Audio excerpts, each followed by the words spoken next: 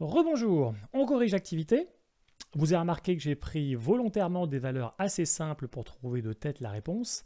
C'est une molle d'aluminium à une masse de 27 grammes. On imagine quelle quantité de matière on a en aluminium pour une masse de 54 grammes, deux fois plus que 27.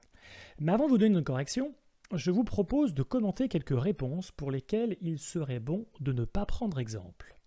Réponse 1, c'est logique, 2. Réponse 2, 2 fois 27 égale 54, donc la quantité de matière en aluminium égale 2 mols. Réponse 3, 2 mols, car 54 divisé par 27 égale 2. Commentaire concernant la réponse 1, certains termes du type c'est logique, c'est facile, c'est évident, sont à éviter en sciences physiques. Rien n'est évident, rien n'est logique. Il faut argumenter avant de donner une réponse, et ce ne sont pas des éléments d'argumentation. Toujours écrire les unités associées à une grandeur et penser bien sûr à respecter le nombre de chiffres significatifs. Et enfin, justifier la réponse trouvée pour montrer au correcteur que vous n'avez pas écrit la réponse au hasard. Deuxième réponse, pensez à ne jamais donner la valeur. Cherchez tant que vous n'avez pas expliqué, justifié et fait le calcul. Ça, c'est un premier point. Deuxième point, pas de calcul sans justification. On explique par une phrase, on écrit une expression et c'est seulement ensuite qu'on peut poser le calcul. On passe à la réponse 3, toujours un calcul sans justification, mais aussi un problème de rigueur dans le sens où le résultat est donné avant la justification. C'est un peu comme si lors d'une dissertation en français ou en histoire-géographie, vous écriviez d'abord la conclusion et qu'ensuite vous écriviez le développement. On cherchera donc à éviter l'écart, les parce-que en sciences physiques, mais au contraire, argumenter et écrire donc, par conséquent, pour cette raison, je peux écrire que, et on donne la réponse à la problématique à la fin. Pensez aussi à faire des phrases courtes, c'est plus facile de structurer sa pensée et de se faire comprendre. Allez, on corrige enfin cet exercice. Alors, comme très souvent, il y a plusieurs méthodes. Si vous étiez en seconde, la méthode du tableau de proportionnalité ou du produit en croix ne serait pas une mauvaise chose. Une mole a pour masse 27 grammes, je cherche X, la quantité de matière, pour une masse de 54 grammes. Les produits en croix sont égaux et on donne le résultat avec le bon nombre de chiffres significatifs. Bon, néanmoins, vous êtes en première spé, la méthode qui consiste à utiliser les différentes relations est plutôt conseillée. Donc, la masse molaire, on a dit masse en grammes, molaire par mol. Je sais que je vais diviser des grammes par une quantité de matière. Je retrouve l'expression très facilement grâce aux unités. À partir de là, je cherche une quantité de matière, donc j'écris N de l'aluminium égale, donc petit m sur grand M, je fais l'application numérique et je donne le résultat avec le bon nombre de chiffres significatifs. On vient donc d'utiliser la première expression de la quantité de matière à connaître ou à retrouver d'un corps pur de symbole chimique grand A, je l'ai décidé ainsi, un cas général, qu'il soit solide, liquide ou gazeux. Néanmoins, parfois, quand on étudie un corps pur, il est plus facile de mesurer un volume, notamment quand on étudie un liquide. Alors, comment peut-on trouver sa quantité de matière?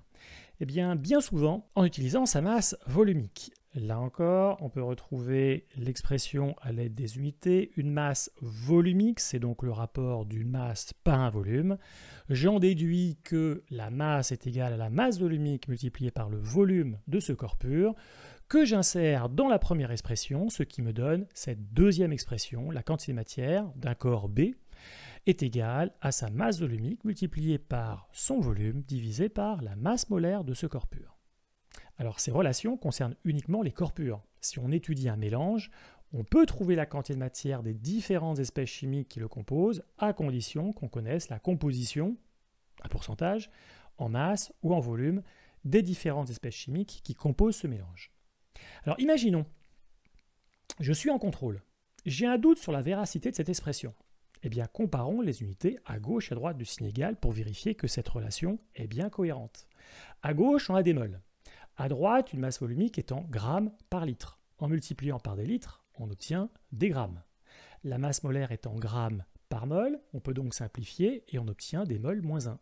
Au dénominateur, ce qui correspond à des mols au numérateur. Les unités sont cohérentes, l'expression est juste. Voici donc un moyen pour arriver à retrouver une expression si vous avez un doute en évaluation par exemple. Alors maintenant on va passer à cette troisième expression qui concerne la quantité de matière d'un gaz. Ce qu'il faut avoir en tête pour un gaz, c'est que dans les mêmes conditions de pression et de température, le volume d'une même quantité de gaz, quel que soit ce gaz, est le même. Donc le volume d'une mole de gaz est le même quel que soit le gaz. Puisque ce volume molaire est le même pour une pression et une température donnée, on n'écrira jamais le symbole chimique de l'espèce chimique entre parenthèses comme on a l'habitude de l'écrire avec une très grande majorité d'autres grandeurs. Là encore, pour retrouver l'expression, je vais utiliser les unités. Le volume molaire est le volume d'une mole. Donc son unité est le volume litre molaire par mol. Je fais donc le rapport entre le volume de ce gaz par sa quantité de matière. Et on trouve la troisième expression à connaître ou à retrouver, mettant en jeu une quantité de matière. Petit exemple pour vérifier que vous avez bien compris. À 20 degrés Celsius et à la pression atmosphérique, le volume molaire d'un gaz parfait est égal à 24 litres par mol. Cela signifie que si vous prenez n'importe quel gaz, une mole de ce gaz occupe un volume de 24 litres. Si sa quantité de matière est de 2 moles, soit 2 fois plus, il occupera un volume 2 fois plus grand à cette même pression et à cette même température. Alors comme dans l'exemple précédent, on a représenté un gaz par quelques entités chimiques présentes dans une enceinte fermée, il y en a en réalité bien plus, et on cherche la quantité de matière de ce gaz connaissant son volume. Alors comme toujours, on va faire preuve de rigueur, on écrit d'abord l'expression en tenant compte des notations données dans l'énoncé. Il y a V1 dans l'énoncé, donc elle doit figurer dans l'expression que j'écris. On pose le calcul et on donne le résultat avec le bon nombre de chiffres significatifs. Bon, j'espère que vous avez bien compris, que vous suivez attentivement. Si vous êtes attentif, vous vous êtes rendu compte que j'ai fait une erreur. Le résultat n'est pas correct.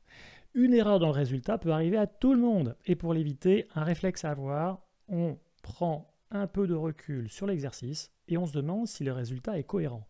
Ici, l'énoncé nous indique qu'une mole de gaz occupe 24 litres et je trouve que pour 240 litres, un volume 10 fois plus grand, on n'a que 0,1 mol. Je devrais trouver bien plus qu'une mole. Donc je vérifie mon calcul. En effet, j'avais inversé la valeur au numérateur avec celle au dénominateur. Je rectifie. Là, je trouve 10 moles, 10 fois plus. C'est cohérent. Essayez à chaque fois de vérifier la cohérence de votre résultat. Dernière expression à connaître, je vais être bref. Vous êtes censé avoir vu la concentration en masse d'un soluté dans une solution. Je vous rappelle que concentration en chimie est toujours exprimée en quelque chose par litre de solution. Quand on parle de concentration en masse, l'unité est le gramme par litre. Donc je fais le rapport de la masse de soluté, qui est dissous dans le solvant, par le volume de solution. Exemple, la concentration en masse de NaCl, la formule chimique du sel de table, dans un certain volume d'eau est égale au rapport de sa masse par litre de solution. Donc d'eau salée, en supposant qu'on ait dissous que du sel dans l'eau. On introduit cette année la grandeur concentration en quantité de matière de soluté dans une solution, symbolisée par grand C. À ne pas confondre donc avec Cm qu'on vient de voir au-dessus, la concentration en masse de soluté.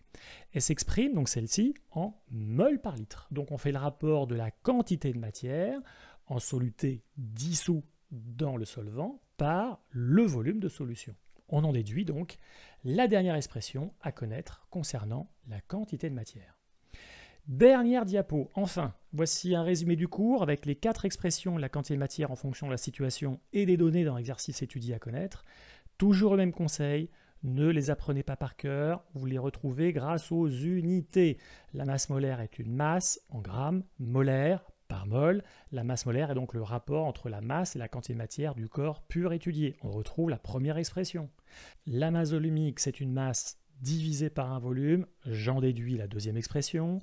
Le volume molaire est un volume en litres molaires par mol. Donc on divise un volume par une quantité de matière.